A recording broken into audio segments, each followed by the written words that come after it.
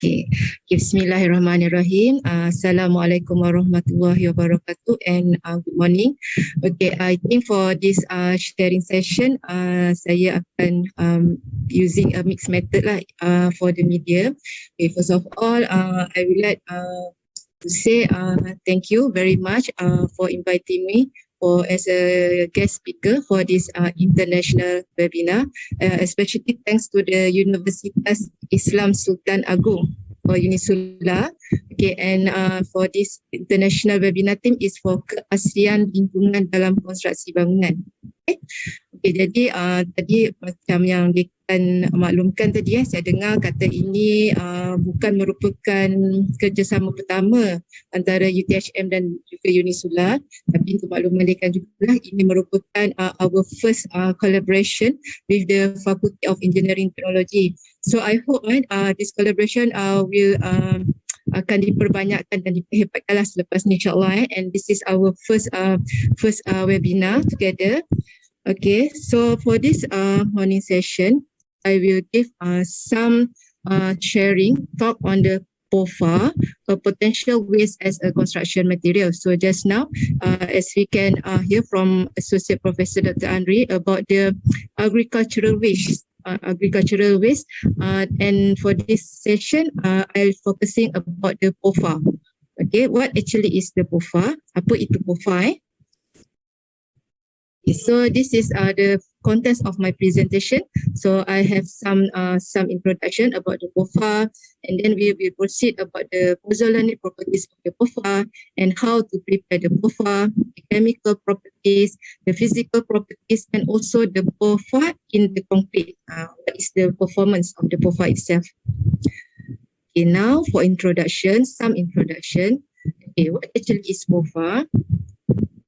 Okay, POFA or palm oil fuel ash is a byproduct which has been obtained by burning of the fibers, shells and empty fruit branches as fuel.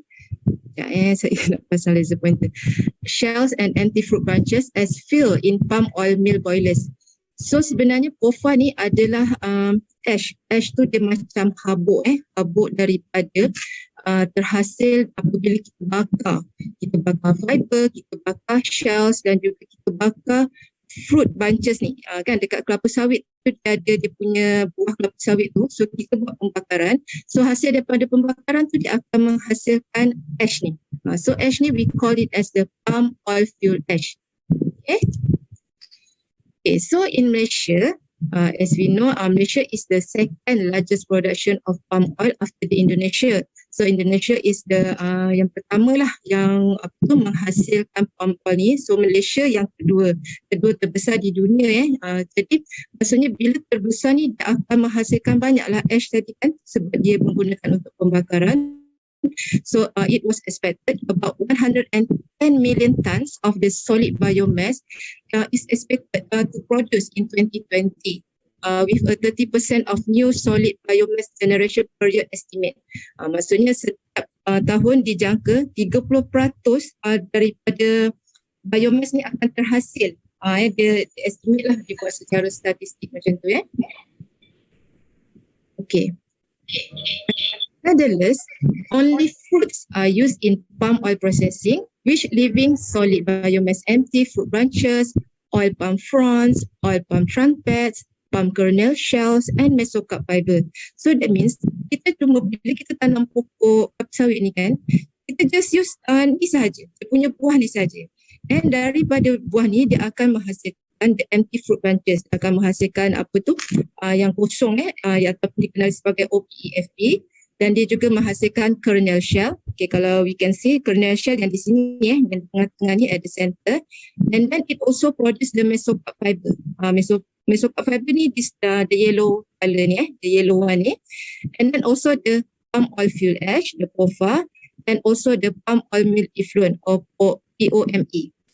Okay, and this one dalam pokok ni, pokok sawit, this one is called as the frond and this one is the trunk. Okay.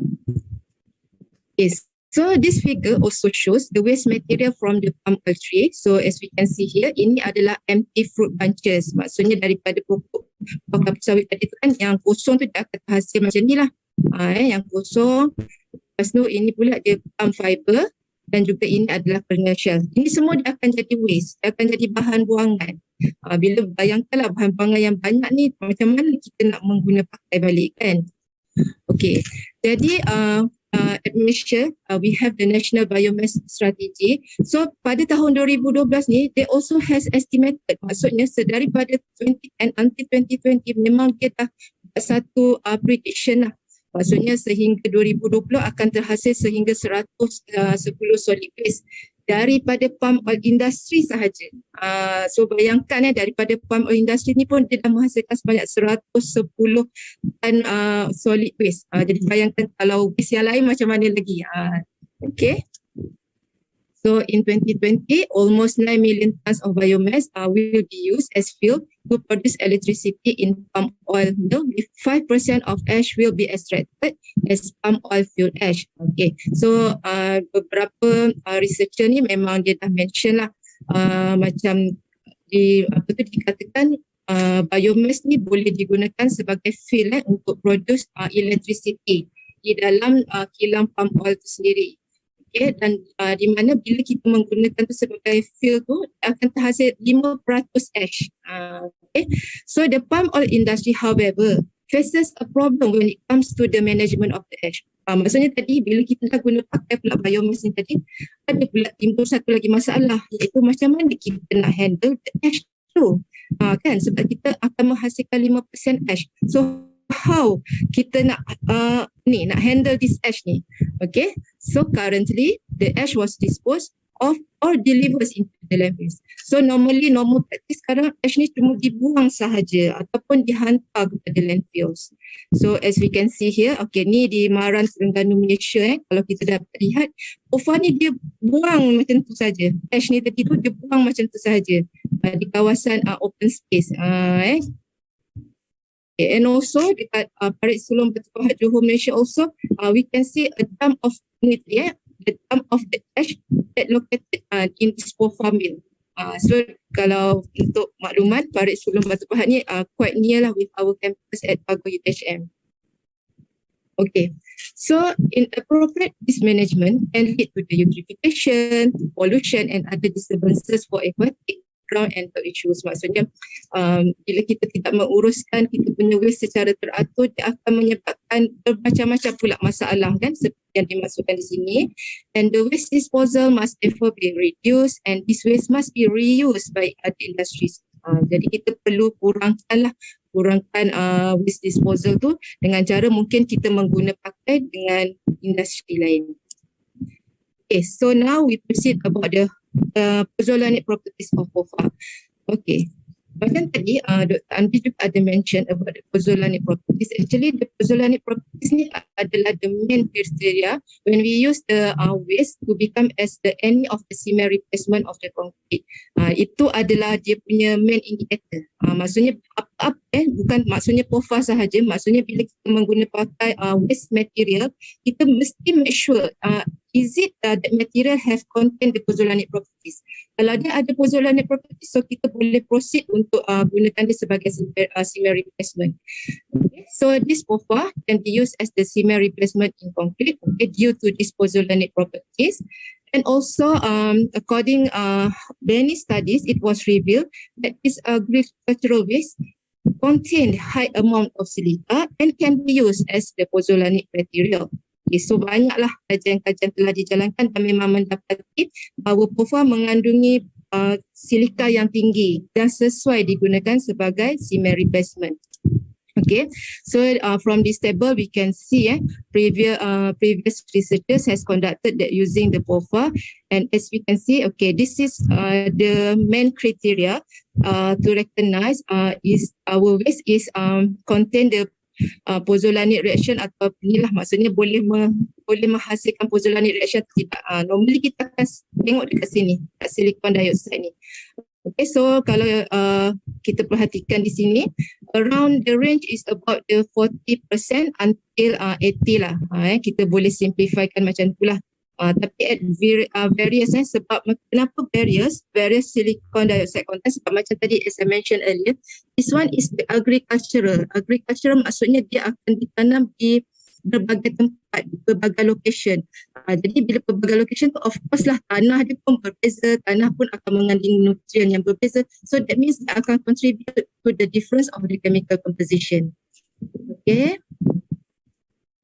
Okay, so saya rasa yang ini mungkin saya tak perlu terangkan sebab just now saya ada nampak Dr. Andri bagi complete punya penerangan berkenaan pozzolanic reaction. Okay, so untuk pozzolanic reaction ni kalau we can see the POFA ni will combine with the calcium hydroxide or CH in cement to produce the secondary hydration products of additional of calcium silicate hydrate, and this could improve the microstructure of the concrete and its compressive strength. So inilah dia punya advantage when we are using the POFA. Okay. However, at the early stage, POFA was comparatively slower than the cement hydration. Kalau siapa yang biasa guna POFA, dia macam akan perasan tau. Maksudnya POFA ni bila kita guna, awal-awal dia punya performance memang perlahan. Memang lambat compared to the other pozzolanic materials such as use the silica fume, dia memang akan nampak at 7 days tu memang dah ada perubahan pada kekatan lah macam tu kan. Tapi kalau kita use the POFA, memang kita tengok macam bagus dia guna POFA ni, sebenarnya tidak. Dia memang dia punya performance at the early stage tu dia agak slow. Jangan terperanjat bila menggunakan bila conduct any research when using the POFA. Okay, so normally they're lower compared to the mix with the ordinary Portland cement on day 7. Okay, however, on day 28 of curing, the pozzolanic reaction of POFA will be continued and producing additional calcium silicate hydrate gel that will fill the voids in the structure. So itulah dia punya function of the POFA. Maksudnya at the later age tu baru dia nampak dia punya kehebatan di situ. Okay, so besides, the remaining unreacted particles also will act as a microfiller, which will filling the gaps that will produce higher compressive strength, denser and more durable concrete at later age. So kalau as we can see here, normally they akan mention at the later age. Sebab dia memang dah tahu. Because our research sometimes kita akan try to indicate the compressive strength at the 3 days, at the 7 days, and also the time is at 28 days. Tapi kalau guna POFA memang tak dapat kekuatan konkret yang bagus pada awal-awal tu. Okay, so how we can prepare this POFA? Okay, normally POFA can be achieved in various ways and it is depending to the burning process and also the grinding time. Okay, dua ni adalah faktor penting, iaitu proses pembakaran dan juga time untuk grinding, masa untuk kita kisar tu. So the factors influencing the POFA as outlined in this table. Okay, as we can see, there are 3 factors that affect the property of POFA. The first one is the heating temperature, suhu pembakaran. The second one is the grinding steps, cara-cara kita grind itself, and then the heating and grinding duration. Okay, so daripada table ni dah akan nampaklah beberapa effects, iaitu faktor untuk heating temperature. It will affect to ensure the better workability of the mixture and also will obtain a higher silica oxide value, SiO2, and alumina can improve the pozzolanic reaction. Okay, for grinding steps pula, the effects will act as a filler to produce denser and stronger concrete, and the recommended size is below 45 micrometer. And for heating and grinding duration, a higher carbon content has a low pozzolanic reaction and reduce the compressive strength of the sample produced. Okay, this table also shows some effect of the grinding and heating of POFA. Okay, maybe we can make a sedikit glances lah on this table. Okay, kalau untuk makluman GPOFA ni apa? Actually GPOFA ni is the ground POFA, the raw POFA. And then this researcher Al-Subari ni dia telah buat beberapa metod dan dia menghasilkan TPOFA. TPOFA ni adalah POFA yang terhasil bila dia dah buat some treatment process. So dia akan dapat macam ni lah findings dia. And Zayat ni pula dia dah menggunakan GPOFA ni yang tadi, yang dia POFA yang raw tu, yang asal, dia buat beberapa treatment, dia menghasilkan UPOFA dan juga TPOFA. So daripada table ni nampaklah the changes of the findings from G-POFA to the T-POFA. Okay. So the activation of POFA at 500 degrees and 800 degrees has given significant improvement in its pozzolanic reactivity and loss on ignition LOI content. So normally dia dah summarize lah. Sebenarnya POFA ni paling bagus bila kita bakar pada suhu 500 hingga 800 darjah Celsius. Okay, nanti jangan pula tanya kenapa tak boleh ke 300 ke 400 boleh. Boleh, tapi macam saya mention kat sini dia akan give significant improvement pada pozzolanic reactivity. Tu maksud dia. Dia macam apa-apa suhu boleh. Tapi kita sebenarnya bila kita conducting the research tu, kita nak tahu dia punya yang ni lah. This is our main findings kan. And final particles we obtain by the grinding process increases the surface area of the POFA, which will enhance its pozzolanic reaction. Okay, kalau particles yang halus tu sebenarnya dia akan meningkatkan surface area pada POFA ni dan dia akan meningkatkan juga pozzolanic reaction. So that's why lah tadi kita perlu ada macam grinding process yang bersesuaian. Macam tadi saya mention earlier, two things ni are very important lah, the temperature and the grinding process. Okay, now we proceed to the chemical properties. Okay, so kalau ada apa-apa nak tanya boleh just interrupt me kalau tiba-tiba macam ataupun kata nak simpan soalan nanti boleh jugalah. Okay, so this one I will proceed about the chemical properties. Okay, the chemical composition and LOI value in POFA were determined by using the SRF. So normally bila kita nak detect apakah kandungan kimia dekat dalam POFA ke, dalam fly ash ke, any lah agricultural waste, memang kita akan gunakan SRF, SRF test ni So meanwhile, the percentage of unburned carbon in POFA also was determined by using this macro cube. Ini adalah equipment lain kalau kita nak tentukan unburned carbon. Maksudnya bila kita bakar tadi kita punya ash tu dia akan juga terhasil yang tidak terbakar. So kita boleh detect juga. So the difference in chemical composition between each type of POFA is due to the difference in the unburned carbon content, which depend on the burning temperature, grinding time and the origin of the raw POFA. So normally bila kita nampak tadi dekat dalam table tadi kan berbeza kan kandungan kimia dia. Macam tadi saya cakap mesti betul you all cakap kan, doktor cakap POFA. Okay, memang sama POFA, nama tu sama POFA, tapi chemical tu berbeza sebab dia akan bergantung kepada ni carbon content yang tidak terbakar, bergantung kepada suhu pembakaran, bergantung kepada grinding time dan juga bergantung kepada origin dia. Yang original tu macam mana? Tu penting So kita dapat lihatlah from this table. Banyak ni. Okay. Semua berbeza-beza nilai dia. Kan? Tapi kita boleh katakanlah, kita boleh summarizekan lah. Kalau for SiO2 ni dia memang dalam around 40% until 80 lah, boleh saya katakan 80% lah, sebab ada sometimes researcher boleh dapat sampai 70 something dia punya kandungan SiO2, but dia tak boleh lawan silica fume lah. Saya mention earlier kalau silica fume dia punya SiO2 dia around saya dalam 97 ke 99% dia punya ni SiO2 dia. But silica fume saya tak tahu kalau di Malaysia it is quite expensive lah, so that's why kita cuba try focusing on the other waste material. Okay, now we proceed about what is the physical properties. So apa itu physical properties? Physical properties ni macam dia punya bentuk, bau, warna, tu masuk physical So the original colour of raw POFA is dark grey to black. Okay, warna asal POFA tu adalah warna kelabu gelap sehingga ke warna hitam. Okay, kenapa? Sebab presence of unburned material such as fibers and other impurities. And as the raw POFA heats at 500 degrees Celsius for 60 to 90 minutes, the color will changes to light grey as the carbon content reduces. So bila POFA ni kita panaskan dia atas daripada 500 darjah Celsius, warna dia akan berubah. Warna dia akan berubah makin cerah. Kan tadi kan daripada awal warna dia gelap, dark grey, dia akan jadi makin light grey. Itu kenapa? Sebab carbon content dia berkurang.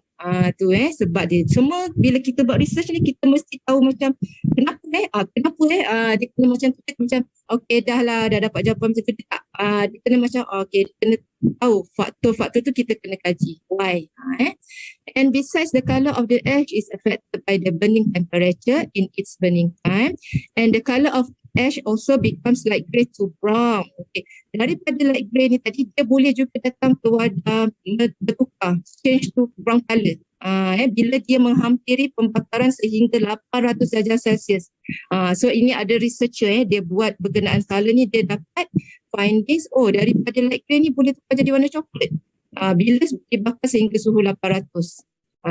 Okay, tu maksud dia. So memainkan peranan penting di situ. Okay, so inilah warna original POFA, warna hitam gelap gitu kan. Okay, so kalau as we can see here, daripada warna gelap ni dia jadi warna putih dan dia makin lagi cerah. Tu kan, interesting kan. Alright. Okay, ini pula dia punya bentuk. Okay, particle shape of the raw POFA itself tu not uniform, dia tidak seragam dan juga porous. Ini adalah kajian yang dijalankan oleh student PhD saya, so nampaklah kat sini dia tidak seragam dan juga porous di situ. Okay, dari segi kehalusan, fineness. Fineness ni sangat penting, very important physical property of POFA because it will affect the pozzolanic reaction and workability. So kena ingat, when we are conducting any research, kita kena pastikan apakah faktor-faktor tadi macam saya cakap. So untuk POFA ni, faktor penting adalah dia punya kehalusan. So bila raw POFA ni ada larger particles than OPC, so that's why bila kita, when we use the raw POFA, dia punya performance tu not so comparable to the OPC lah. But bila kita grind dia makin halus, so dia akan get a better performance compared to the original mix of the concrete. Okay, so the final particles will produce better workability, will produce higher in compressive strength, better in sulfate resistance, and produce also the concrete with lower density. Semua makin bagus lah, senang cakap. Have a better surface, okay, and also the produce more secondary CSH there. Okay. Alright. Okay. Tetapi kan, dah cakap tadi kan, halus bagus kan. Tapi bila kita buat grinder process ni sangat halus, dia akan increases pula the cost. Dia akan increases the cost. Dia akan meningkatkan lah pula budget kita nak hasilkan apa tadi tu, POFA yang halus. Dia mesti ada macam tu lah. Memang nak yang terbaik, tapi menambahkan pula kita punya perbelanjaan. Okay, itu dia punya kontra dia lah. Okay, so ini untuk specific gravity. Ini saya skip lah Okay, so POFA in concrete. Okay, so kita boleh tengok for workability bila kita masukkan POFA dalam concrete kita. So kita, okay, saya baca sikit lah kat sini. Okay, so kita dapat lihat lah dekat sini. Ini adalah concrete with the normal OPC, maksudnya without kita tambah POFA. So kita dapat lihat kat sini kan dia punya slump dia, and then bila kita tambah POFA kat sini dia ada increase sedikit lah our POFA, slump value. Okay, dan bila kita tambah lagi banyak POFA 40, POFA 60 makin kurang. So bila makin kurang slump ni sebenarnya makin tak berapa bagus lah, sebab kita quite difficult to mix our concrete mix tu kan. Okay, but when we use the UPOFA tadi as I mentioned earlier, bila dia dah buat some treatment process, so dia terhasil lah POFA yang lagi halus. So as we can see from this figure, the slump value tu getting better, makin bagus untuk bila kita guna POFA 20, POFA 40 dan POFA 60. Okay, so ini tadi disebabkan lower unburned carbon content and higher specific gravity okay, yang menyebabkan tu tadi good in slump value tu. Okay, now for water absorption. Okay, water absorption ni, okay, so kita tengok, okay, daripada figure ni pula, ni sama jugalah. Yang ni tadi, yang biru ni, the blue colour ni adalah yang asal, without any POFA. Kita tak guna POFA pun. And then bila yang lain-lain ni, yang colour-colour lain ni, yang ada shape ni, okay, ni kita tambahkan POFA. So as we can see here, the water absorption ni reducing. Dia reduce lah, semakin berkurang. Okay, bila berkurang tu sebenarnya good lah. Maksudnya kita punya concrete tu dia tak menyerap air sangat. So bagus. Macam tu ya. Sebab apa? Sebab POFA tu sendiri dia akan provide filling effect pada concrete structure dan akan menghasilkan reduce the water permeability. Tu tu maksud dia. Okay. Okay, now we proceed for the compressive strength. Compressive strength ni adalah key parameter in design and evaluation. So kena ingatlah kalau ambil concrete memang kena first thing yang you kena buat mesti check dia punya compressive strength. Okay, so ini kejap saya terus pergi pada gambar. Dekat gambar. Alah, tak ada gambar. Okay, so daripada sini as we can see various researchers lah has conducted the research using this POFA. Kalau kita dapat lihat dia menggunakan various of POFA macam kat sini kan for Ahmad et al in 2008 ni dia menggunakan percentage 0, 5, 10, 15. So that means kosong ni dia tak ada POFA. So dia tambahkan 5% POFA, 10% dan 15%. So dia punya outcome dia dapat lihat lah the strength increases as POFA increases. Maksudnya bila dia letak POFA dia akan nampak peningkatan daripada segi kekuatan mampatan untuk konkrit tu lah. Kalau normal konkrit dapat 50, so kalau bila dia letak POFA tu dia akan meningkat sebanyak 27, 32 dan 48 okay, which percent for 5, 10 and 50% of POFA respectively. Okay, alright. Okay, sama juga untuk ni, untuk Awal dan Hussein ni untuk 2011. Okay, untuk normal konkrit dia dapat 48. Bila dia letakkan 10%, 20%, 30% POFA dia akan nampak increment kat situ 49, 50 and 51. Nampak perbezaan situlah. Okay, walaupun kata alah tak banyak pun 10% dapat 49, yang ni tak guna POFA 48. Tak apa, at least kita support penggunaan agricultural waste tu tadi. Sebab tadi pada kita punya aim objektif tadi kan, sebab kita nak mengurangkan orang buang sahaja macam tu ash, kita mengguna balik pada another industry. Okay, so tadi POFA ni juga boleh kita gunakan dengan other waste lah. Okay, so nowadays agricultural waste is valuable material that can be utilized in many new and innovative ways. Okay, many researchers have used their creativity and innovation to study unwanted waste such as expanded polystyrene, rice husk ash, waste polypropylene carpet fibers, coil fiber and eggshell powder. Okay, ni antara waste-waste yang orang guna pakai lah sekarang Okay, so boleh dapat dilihat di sinilah Yasin et al in 2020 ni dia guna pakai POFA sebagai cement replacement dan juga expanded polystyrene ni sebagai sand replacement. So ini dia punya findings. Dia dapat lihat peningkatan dari segi compressive strength. Maksudnya recording in progress. POFA ni dia sesuai untuk, bukan dia sendiri stand alone. Dia boleh juga combine macam ni. POFA boleh combine dengan RHA. Pun both tu di use as a cement replacement material. And so on lah. Banyak sebenarnya. Dia limited tidak terhad. Okay, so finally it comes to the conclusion. Okay, the first conclusion for the pozzolanic property, so it can be said this POFA has the high content of SiO2.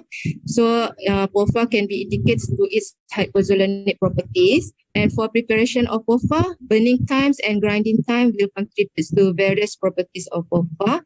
And for color, the original color of POFA is grey to black due to the presence of unburned material. Color dia memang asal dia adalah kelabu gelap dan hitam. Okay. So for particle size, raw POFA tu normally has larger particles compared to the ordinary Portland cement. And for specific gravity of POFA is lower compared to the ordinary Portland cement. And also we can conclude the performance of POFA in concrete in terms of workability. The workability was influenced by the fineness of POFA. For work exhaustion, the work exhaustion was influenced by the fineness of the POFA. And for compressive strength, the replacement up to 20% of POFA can contribute to the significance of compressive strength of concrete. Okay, I think that's all. Okay, thank you for your time.